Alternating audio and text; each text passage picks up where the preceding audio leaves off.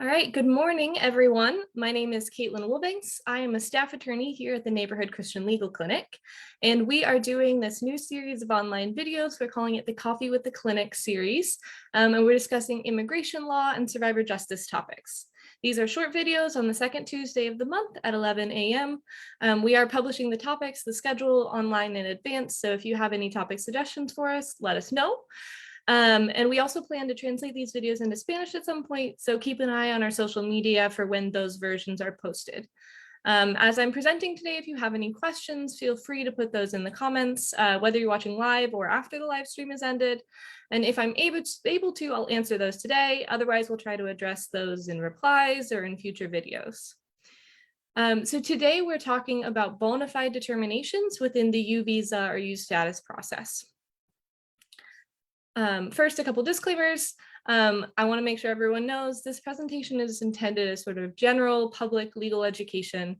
This is not specific legal advice. Immigration cases are very complicated and they're very fact specific. So I strongly recommend that you contact an attorney in your area so that you can discuss your specific case and make sure you're doing everything you need to there. Also, this project is being supported by a sub-grant within the STOP Formula Grant Program and the SAS Formula Grant Program. All of the opinions, findings, conclusions that I share today are my own. They don't necessarily reflect the views of the state or the US Department of Justice. So what is a bona fide determination? Put it very simply, this is the process by which a U visa or U status, more accurately petitioner, and their qualifying family members can get a work permit and deferred action before the U visa is fully decided. So how this used to work under the old system is that someone would apply. So you file your I-918, your main U visa application, your I-918B, which is the certification of law enforcement, DCS, the prosecutor, the judge, somebody saying that you were helpful in the investigation and prosecution of the crime. The 918A, which is the application that adds family members to your application, the I-192, which is your request for forgiveness for certain inadmissibilities, a waiver, the work permit applications, and a fee waiver, the I-912 as needed. Then you would wait for at least 5 years without any protection and work authorization. Just absolutely nothing has changed about your undocumented status, you're just waiting. At that point, then USCIS would adjudicate or make a final decision on the petition. And then it will either be denied or found approvable, which basically means that you have a grant, but they can't give it to you yet because they can only do 10,000 each year. So you're waiting in line, but you are pretty much done. You've pretty much been granted the application. You just have to wait. And then eventually when you get to the front 10,000 people in the line, you would actually receive your U status. The problem here is that it leaves people without protection or work authorization for just way too long, and that problem is only going to get worse over time. So like I said, only 10,000 principal petitioners can get U status every fiscal year. That's just the victim who was helpful. But there have been more than 10,000 new petitions every year since 2011. Numbers even climbed up to about 37,000 new petitions in 2017. So as of 2021, there were 170,000 pending principal petitions only. When you add in their family members, that makes 285,000 total pending petitions. So while petitioners who filed in 2016 and 2018 were seeing approvals or final decisions at least after 4 to 6 years, people filing now would expect significantly longer wait times. So after some much needed advocacy from many other people, USCIS has implemented their solution, which is to do a less thorough review earlier on in the process to try to provide that work authorization and deferred action sooner. And then you do your final determination at the very end. So instead of the very end process just being, all right, you've basically already been determined eligible, we just have to wait for a spot to open up, then you're doing that sort of final decision making at the end of the process. To try to make sure that people have some protection while they wait for 10 years or however long it's going to be. So bona fide means made in good faith without fraud or deceit. So it means that a petition is valid on its face. All of the things are there. You look like you are basically eligible. They haven't gotten into any of the specifics. This is a first look. The full decision later on will actually look through everything much more closely. They'll decide, some discretionary factors. And that's also the time that they look for the first time at the waiver of inadmissibilities, and we'll get back to that later. So how does this process work? This is the flow chart from USCIS. It's helpful and a little obtuse, but I'll give it to you anyways. So your first step is you have a principal petitioner who lives in the United States. They file their U visa application, or they already had a pending petition in June 2021 and hadn't already been put on the wait list. People who are already on the wait list stay on the wait list. Anybody who had not yet had that decision is supposed to go through this new process. So the first thing is a very basic look. USCIS is looking for your I-918, your main application, making sure that that's properly completed and signed. Then they're looking at the I-918B, that law enforcement helpfulness certification, making sure that that is completed and signed. They're looking to make sure there is a signed statement from the main petitioner, not looking at the content, just making sure it's there. And they're looking to make sure that the petitioner has completed biometrics. They've done their fingerprints, and which allows them to run a background check. Again, they're not looking at the 192, that waiver. If all of those things are there, if all of those things are not there, if there's something missing, if there's something wrong, then that petitioner goes into the waiting list determination. And we'll get back to what that is, but basically it's what it used to be under the old system. If everything in this very, very preliminary step looks good, then the petitioner goes into the bona fide determination review. So this is where USCIS confirms once again that the main application, the 918, is complete. Here is where they actually review the results of those background checks, the fingerprints. And then they also have a chance for discretion. The USCIS isn't obligated to grant based on you meeting these 6 factors. They have a little bit of room to decide who they want to support and not. And those are based on what that background check revealed, whether there's some sort of national safety or national security or public safety risk, or whether there's other factors that mean a person hasn't earned sort of a favorable exercise of discretion. And we'll get back to the specifics on that. So if everything looks good in that bona fide determination, then the petitioner receives a positive bona fide determination. So they get a BFD EAD, so a work permit, a bona fide determination work permit, and they also get deferred action, which is eligible, or which lasts for 4 years. And then they're placed into the line, into the queue for that full adjudication later, based on the order that their application was submitted. If something is not good there, like there's some sort of deficiency in the completeness of the application, or there's some sort of reason not to exercise discretion, then that person's application is not fully denied because this wasn't a full adjudication. They just go back into that waitlist placement, right? So because this isn't a full denial, it's not appealable. You can't ask someone to reconsider that. You just are in the wait list. And you'll know that you've been put to the wait list because you'll be issued a request for evidence, basically indicating that they can't issue the BFD, EAD, and deferred action, and telling you what is needed, what more you need to do to sort of win them over and that full adjudication.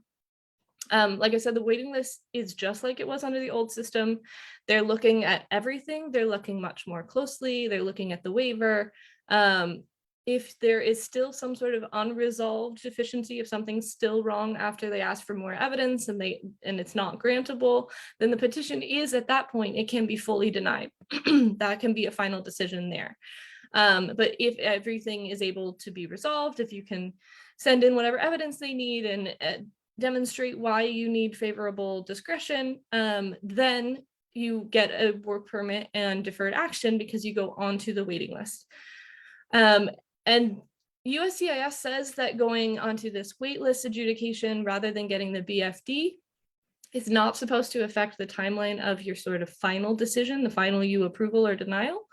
You're still placed in the order of when your application was received. So the BFD recipients and the waitlisted people all go together in one line waiting for those 10,000 spots, with that being the order being determined by the time that your application was received.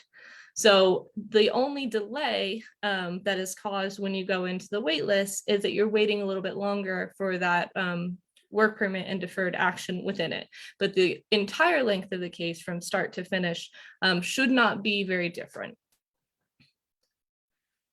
I have here some samples of a bona fide determination and a waitlist letter. These can look different depending on what officer put it together, but generally the BFD letter will say correspondence at the top, and it will actually use the word bona fide in it. It will say that the evidence demonstrates your petition for non-immigrant status is bona fide.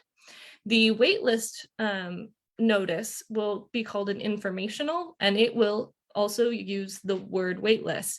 As the fiscal year limit is the sole reason you cannot be granted non-immigrant status, your petition is being placed on a waiting list. So you should have a pretty good idea of what kind of decision has already been made. So who's not a part of this BFD process?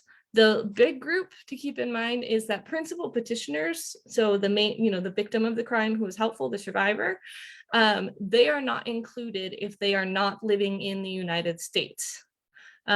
Which sort of makes sense, because if you're not in the United States, you don't really need deferred action because you don't need protection from removal.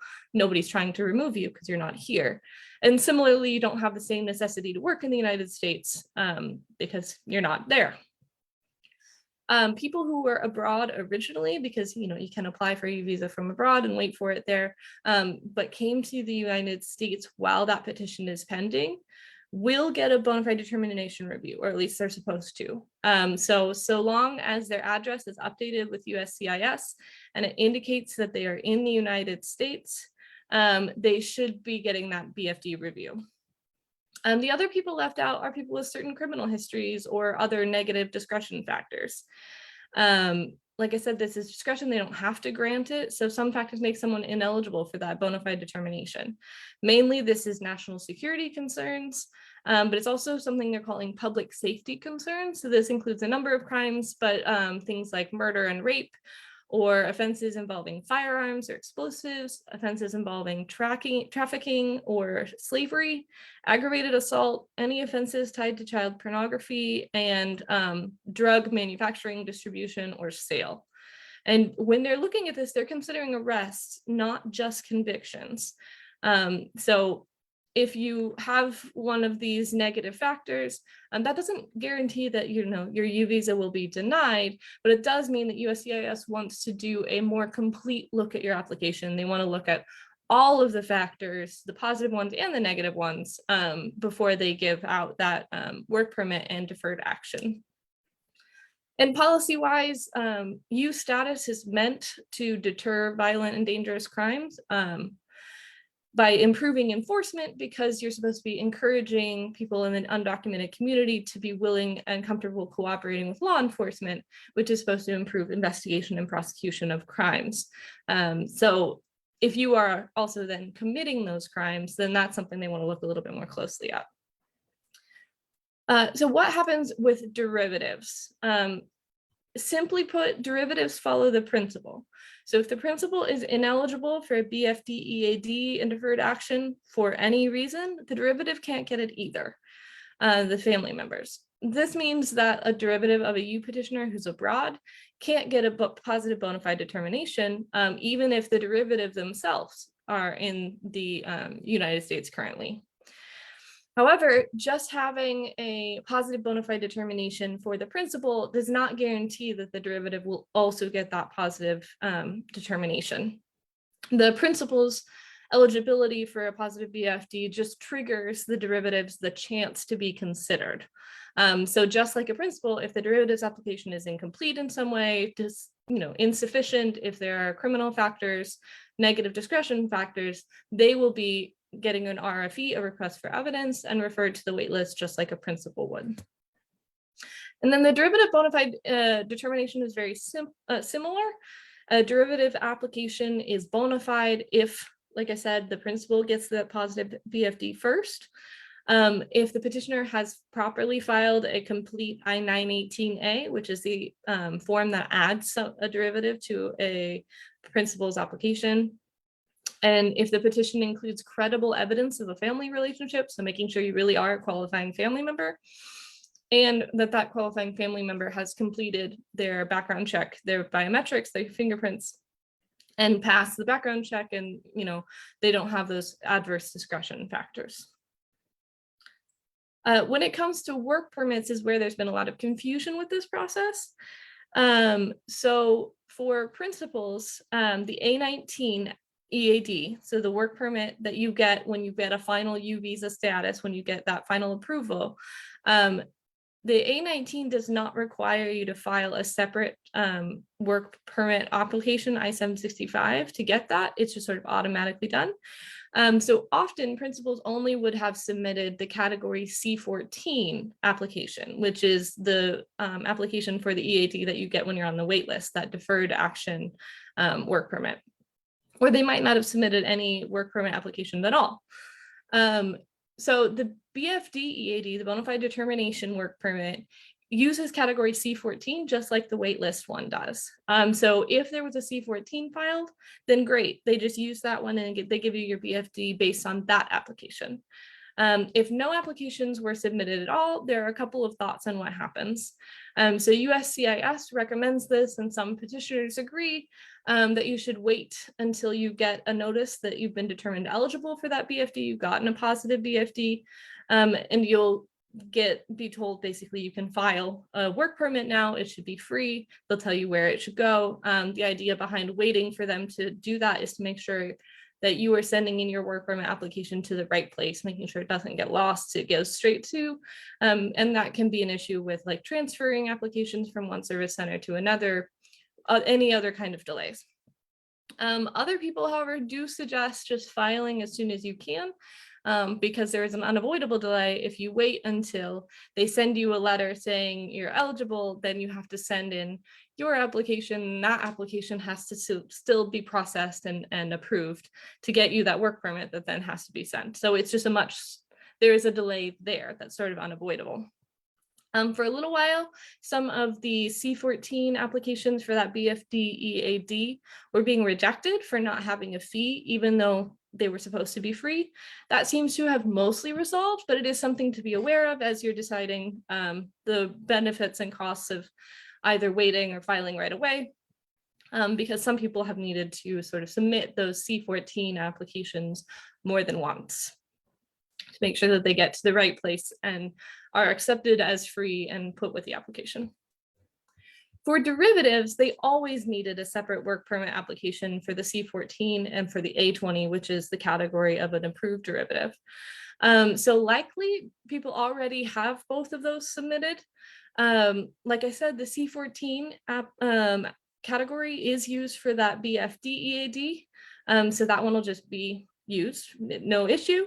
But if for some reason a derivative only submitted the A20, they only submitted the category for final approval work permit, then the USCIS will convert that A20 and treat it like it was a C14 application and issue the BFD based on that work permit application. As a general rule, USCIS does not issue refunds.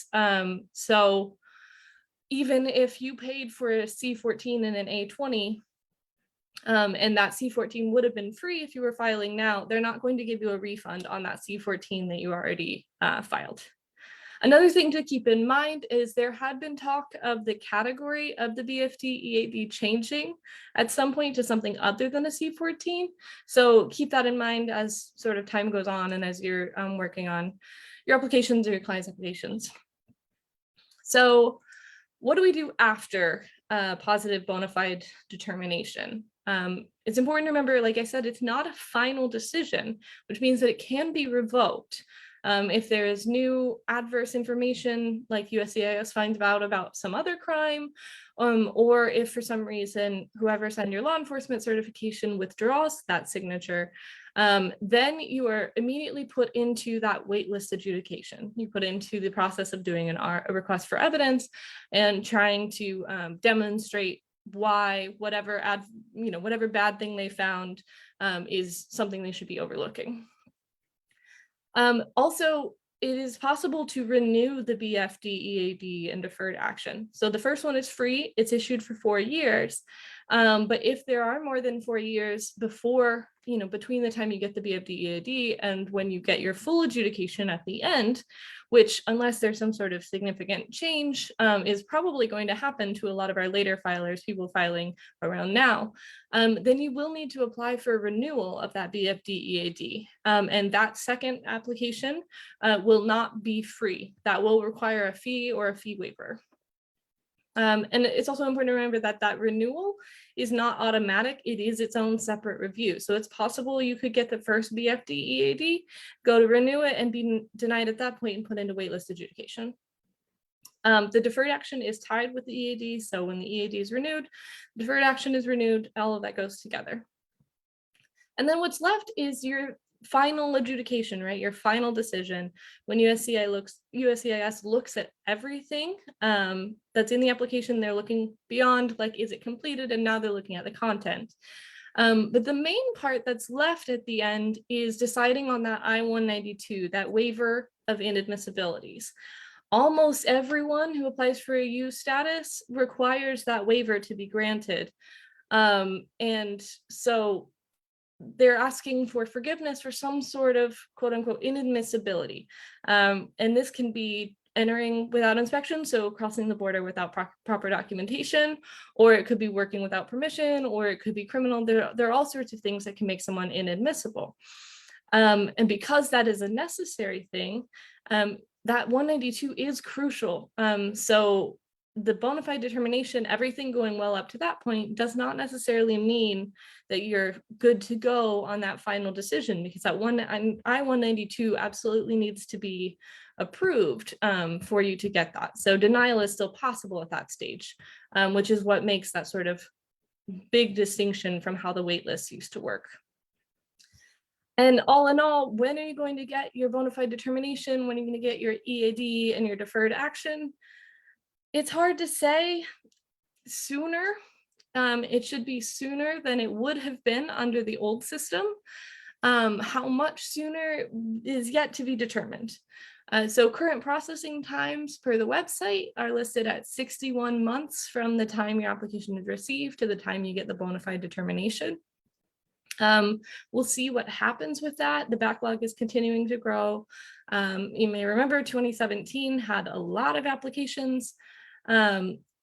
I have personally seen BFDs for cases filed in 2016, 2017, and some in 2018. They're supposed to go in order. Sometimes there's a little bit of variation there.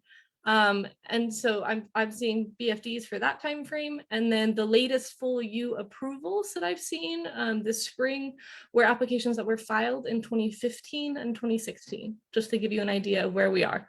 And to expect some delays beyond what people who filed at that point have experienced. So I have some resources here. The USCIS Policy Manual, Volume 3, Part C, Chapter 5 is where you're going to find their sort of full breakdown of the bona fide determination process. That's probably more for practitioners, but anybody can read it. And then USCIS also has a page all about the U status. It's sort of a long link, but you can go to humanitarian, victims of trafficking and crimes, victims of criminal activity, and sort of get a lot of information about how the U status process is working right there. And then of course, I've given you the address for our website. We can only assist people who live in Indiana. And our immigration department is actually not currently open for intakes for people who aren't already clients. But if and when that changes, when we're able to take on new people to represent them, that information will be available on our website. So I encourage you to check that every once in a while and see whether we're open. I haven't gotten any questions, so I encourage you, if you're watching this after the fact, or even if you're watching now, to go ahead and put those questions in the comments. We'll try to answer those in replies or in future videos. And make sure you tune in on the second Tuesday of next month. Our next topic is going to be a general overview of the Department of Child Services. That will take place at 11 a.m. on October 11th. And remember to follow us on any of our social media and check out the Coffee with the Clinic series schedule so you can put the topics you're interested in on your calendar. And we'll see you next month on the second Tuesday. Have a good day.